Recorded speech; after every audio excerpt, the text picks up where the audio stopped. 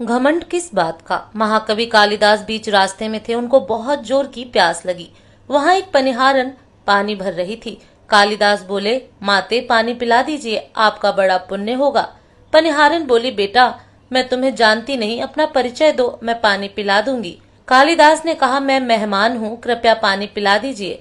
पनिहारिन बोली, तुम मेहमान कैसे हो सकते हो? संसार में दो ही मेहमान हैं, पहला धन और दूसरा यौवन। इन्हें जाने में समय नहीं लगता। सच बताओ, कौन हो तुम? इस जवाब से पराजित कालिदास आश्चर्यचकित रह गए। कालिदास बोले, मैं सहनशील हूँ, अब आप पानी पिला दीजिए। पनिहारिन ने कहा, नहीं, सहनशील तो दो ही हैं। पहली धरती, जो पापी पुण्य आत्मा सबका बोझ सहती है, उसकी छाती चीरकर बीज बो देने से भी अनाज के भंडार देती है। दूसरे पेड़, जिनको पत्थर मारो फिर भी मीठे फल देते हैं। तुम सहनशील नहीं हो सकते। सच बताओ, कौन हो तुम? कालिदास मूर्छा की स्थिति में आ गए और तर्क वितर्क से झल्ला उठे। कालिदास बोले, मैं हठी हूँ। पनिहारन बोली, फिर से झूठ बोल रहे हो। हठी तो दो ही हैं, पहला नाखून और दूसरे केश, कितना भी काटो बार बार निकल आते हैं। सच कहो, कौन हो तुम? कालिदास अपने आप को अपमानित और पराजित हो चुके थे। कालिदास ने कहा, फिर तो मैं मूर्ख ही हूँ। पनिहारिन ने कहा, नहीं, तुम मूर्ख कैसे हो सकते हो?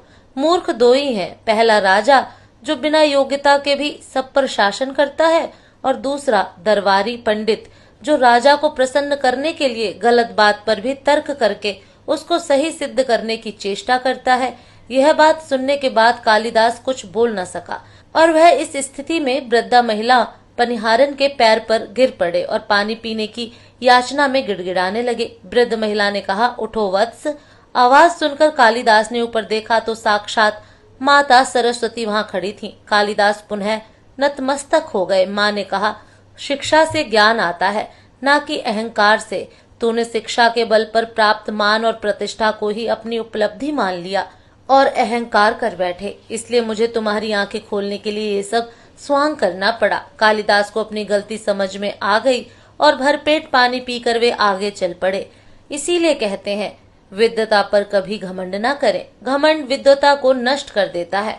दो चीजों को कभी व्यर्थ नहीं जाने देना चाहिए, अन्न के कड़कों और आनंद के क्षण।